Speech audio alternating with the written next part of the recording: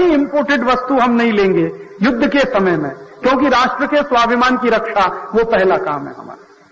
तो इस तरह से इंपोर्टेड वस्तुएं बंद होंगी, डीजल पेट्रोल की खपत कम होगी, तो राष्ट्र के स्वाभिमान की हम रक्षा कर सकेंगे। और युद्ध के समय में कुछ नई टेक्नोलॉजी विकसित हो। तो मेरे दिमाग में बहुत दिन से एक आइडिया चल रहा है कि भारत देश में जितनी भी टेक्नोलॉजी बनी कार बनाने की या इंजन बनाने की, वो डीजल पेट्रोल आधारित है। अभी सुप्रीम कोर्ट ने थोड़े दिन से जजमेंट दिया, सीएनजी आया, कंप्रेस्ड नेचुरल गैस आया। तो कंप्रेस्ड नेचुरल गैस के आधार पर अब इंजन बनने लगा, क्योंकि सीएनजी अपने देश में है। लेकिन अब पता चला है कि सीएनजी भी बहुत ज्यादा नहीं है पूरे देश में। तो मैं तो ऐसा मानता हूं कि युद्ध के दौरान हम सब मिलकर अगर एक अभियान चलाएं, मैं तो वो करने ही वाला हूं, वो ये कि भारत के इंजन जो गाड़ियों में लगे हैं, चाहे वो 4 पहिए की गाड़ी हो या 2 पहिए की गाड़ी हो, वो आपका स्कूटर, मोटरसाइकिल हो या कार हो, जीप हो, कुछ भी हो, हर एक इंजन को एक ऐसी वस्तु से चलाएं जो भारत में भरपूर मात्रा में बन सकती हो, जिसे इंपोर्ट करने की जरूरत नहीं। मेरे दिमाग में 2 आइडिया है। एक आइडिया यह है कि अपने देश में भरपूर मात्रा में एथिल एल्कोहल बनता है। एथिल एल्कोहल माने दारू बनाने का कच्चा माल, वो बहुत है अपने देश में। और मैंने सुना है कि महाराष्ट्र सरकार के पास तो सबसे ज्यादा, क्योंकि महाराष्ट्र सरकार 7,000 दारू की दुकानें खोलने जा रही है गांव गांव। तो ये 7,000 दारू की दुकानें लोगों को पिलाने के लिए क्यों खोले? ये जो दारू बनाने का कच्चा माल है एथिल एल्कोहल, इसी को हम इंजन चलाने में वापर सकते हैं। एथिल एल्कोहल से बहुत अच्छी गाड़ी चल सकती है। और मैंने चला के देखी। मेरे आईआईटी के कुछ मित्र जो रात दिन कुछ प्रोजेक्ट में काम करते रहते हैं ऑल्टरनेटिव टेक्नोलॉजी का, उन्होंने एक ऐसा इंजन डिजाइन किया है जो आपके एथिल एल्कोहल से बहुत अच्छे तरीके से चल सकता है। उसमें 60% एथिल एल्कोहल वापरते हैं, 40% पेट्रोल वापरते हैं। तो 40% पेट्रोल तो देश में पैदा ही होता है, तो वो अब ले लें और बाकी एथिल एल्कोहल ले लें। और एथिल एल्कोहल का कंजम्पशन डीजल पेट्रोल की जगह अगर होने लगे तो दारू पीने वालों की शामत आ जाए, माने मिले ही नहीं दारू कहीं, तो दारू पीने वाले भी कम हो जाए। और एक और रास्ता मेरे पास है। मैंने एक और थोड़े क्षेत्र में काम शुरू किया है। आप जानते हैं हर एक गांव में पशु हैं, गाय है, बैल है, भैंस है, घोड़े हैं, और उन पशुओं का गोबर भी है, उनका एक्सक्रीटा भी है, जिसको हम कुछ भी कहें, गोबर कहें, वेस्ट कहें, मल कहें, कुछ भी कहें। उस सभी मल में एक बहुत अच्छी गैस होती है, उसको मीथेन गैस कहते हैं। गाय का जो गोबर है ना, गोबर में मीथेन गैस है। बड़द का गोबर है, उसमें भी मीथेन है। ये जो मीथेन गैस है, ये बहुत काम की हो सकती है। मैंने अभी इस पे एक प्रयोग किया। आजादी बचाओ आंदोलन की एक छोटी सी लेबोरेटरी है छत्तीसगढ़ में, रायपुर जिला है। रायपुर जिले में एक अछोटी नाम का गांव है, वहां पर हमारा एक केंद्र चलता है, जहां पर हम कुछ साइंटिफिक एक्सपेरिमेंट करते रहते हैं। वहां मेरा एक मित्र है जो रात दिन कुछ एक्सपेरिमेंट में लगा रहता है, मैं भी जाता रहता हूं।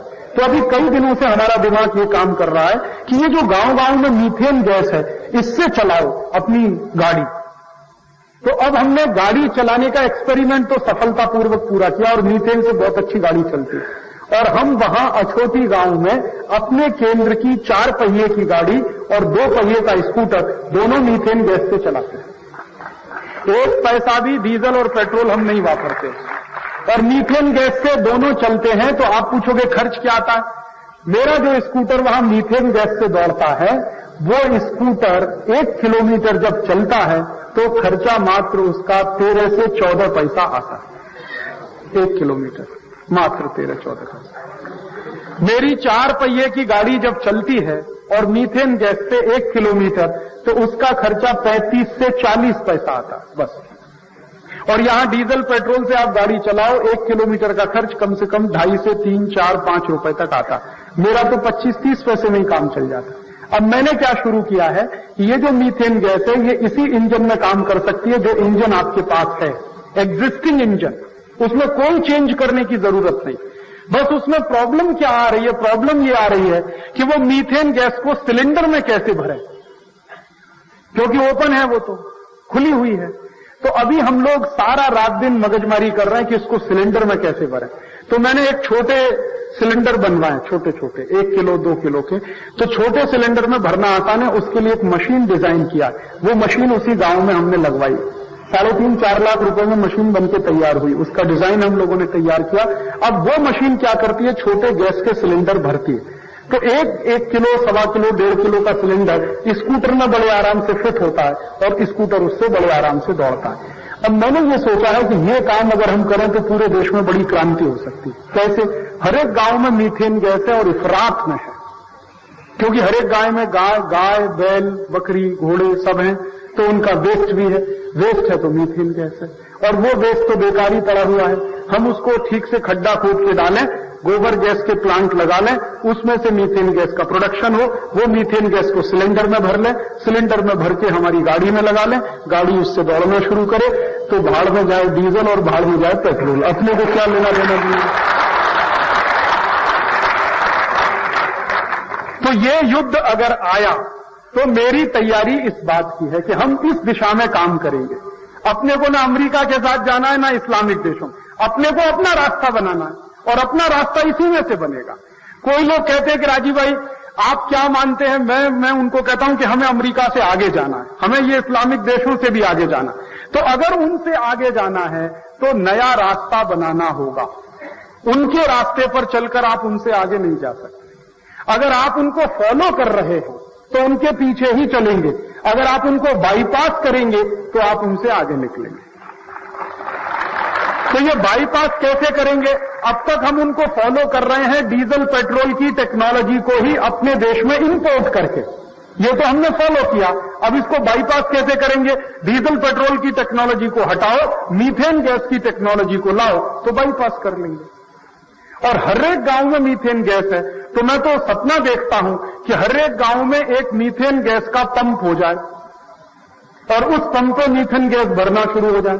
तो गाड़ियों में सिलेंडर लगा दिए जाएं, जैसे हम डीजल पेट्रोल भरते हैं वैसे ही सिलेंडर फिट रहे, उनमें मीथेन गैस भरो, आगे चलो, दूसरा भरो, आगे चलो। तो सीएनजी गैस के पंप खड़े करने में सरकार को अरबों डॉलर का खर्च है, मीथेन गैस के पंप खड़े करने में ये खर्च नहीं आएगा। और अगर ये काम हम कर पाए तो हर एक गांव के काश्तकारों को कोटिपति बनने का रास्ता खुल जाएगा। कैसे बनेगा काश्तकार कोटिपति? ऐसे ही तो बनेगा कि जो उसके पास कच्चा माल है उसको भाव दिलवा दो तो कोटिपति होगा। उसके पास गोबर सबसे ज्यादा मात्रा में है, क्योंकि 22 करोड़ पशु हैं उसके पास, मुफ्त का पड़ा हुआ है, कोई उसको पूछता नहीं है, उसी की कीमत लगा दो। और इतनी लगा दो कि जब मीथेन गैस से गाड़ी दौड़ने लगे तो गोबर का भाव 50 रुपए किलो तक पहुंच जाए। लगा दो तो लगा दो तो देखो काश्तकार बढ़ता है कि नहीं बढ़ता। तो अपने देश के लिए इसमें से क्या रास्ता निकलता, वो ये निकलता। तो इसमें मैं फिर रिपीट करना चाहता हूं कि युद्ध अभी होगा, ये नहीं रुकेगा, क्योंकि अमेरिका बिल्कुल आमादा है। अमेरिका को मंदी दूर करनी है, वो अटैक करेगा। उस अटैक को रिटेलिएट करने के लिए इस्लामिक देश एक होंगे। उनमें हो सकता है 2-3 देश अमेरिका के साथ जाएं, बाकी सब एक साथ होंगे। ये भयंकर चलेगा। इस भयंकर युद्ध में करोड़ों लोग मारे जा सकते हैं, करोड़ों लोग मारे जा सकते हैं। उनमें आप कभी अफसोस नहीं करना कि आपके कोई भाई बंद मरे, क्योंकि अमेरिका में जो रह रहे हैं उनके मरने की चांसेस सबसे ज्यादा है। तो मैं तो आपको कहता हूं कि चिट्ठी लिख दो तुरंत। आपके जितने रिश्तेदार अमेरिका में कह रहे हैं, कह दो कि तुरंत भागा होगा। वो कहेंगे भाई बैंक अकाउंट को तो छोड़ के आ जाओ, भाई जिंदगी प्यारी है अभी, ये बैंक अकाउंट के चक्कर में मत फंसो। क्यों? युद्ध अगर शुरू हुआ तो आप ये जान लीजिए ना वॉशिंगटन सुरक्षित है ना न्यूयॉर्क सुरक्षित है, क्योंकि अमेरिका जिनको मारेगा उनके पास भी अमेरिका को मारने की शक्ति है, वो कमजोर नहीं है, और उनको अमेरिका की ही कंपनियों से वो शक्ति मिली, तो मारेंगे वो भी अमेरिका को। तो अमेरिका के भी कई देश, कई शहर निशाने पर हैं, यूरोप के भी शहर निशाने पर हैं, और उसमें लोग मरेंगे तो अपने भी लोग मरेंगे, क्योंकि 30-35 लाख हिंदुस्तानी अमेरिका में रहते हैं। तो इन हिंदुस्तानियों को कहो कि भाई बहुत खा लिया तुमने अमेरिका का डॉलर, अब आ जाओ। वो कहते हैं ना लौट के बुद्धू घर को आओ, तो आ जाओ जल्दी, नहीं तो गए काम से। और काम से कैसे जाएंगे? वैसे काफी काम से तो चले गए। अमेरिका में मंदी है, मंदी में 66,000 .com कंपनियां बंद हो गई, तो 1.25 लाख हिंदुस्तानियों को निकाल बाहर किया उन्होंने, और उनका वीजा रिन्यू नहीं हो रहा, और वो तो कह रहे हैं कि भाग जाओ आप जल्दी से हिंदुस्तान।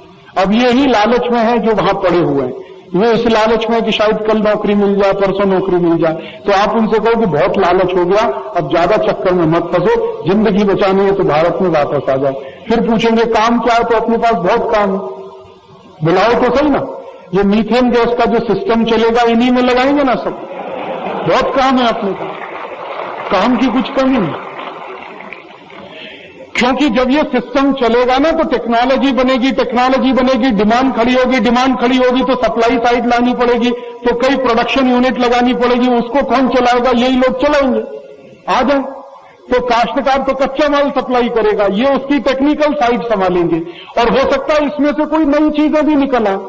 मैंने तो एक एथिल अल्कोहल की बात कही, मैंने तो एक मीथेन की बात कही, हो सकता है और 50 चीजें इसमें से निकला, क्योंकि जब एक नई रिसर्च शुरू होती है इनोवेटिव, तो वो 50 रास्ते खोलती है दुनिया में। एक रिसर्च शुरू होती है, बहुत सारे रास्ते खुलते हैं, तो अपने लिए भी रास्ते उसमें से खुलेंगे।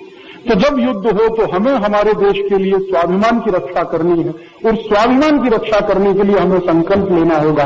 और वो संकल्प ये कि जैसे ही युद्ध शुरू हो, मैं आप सबसे विनम्र निवेदन कर रहा हूं, डीजल पेट्रोल का खर्च बिल्कुल खत्म करें।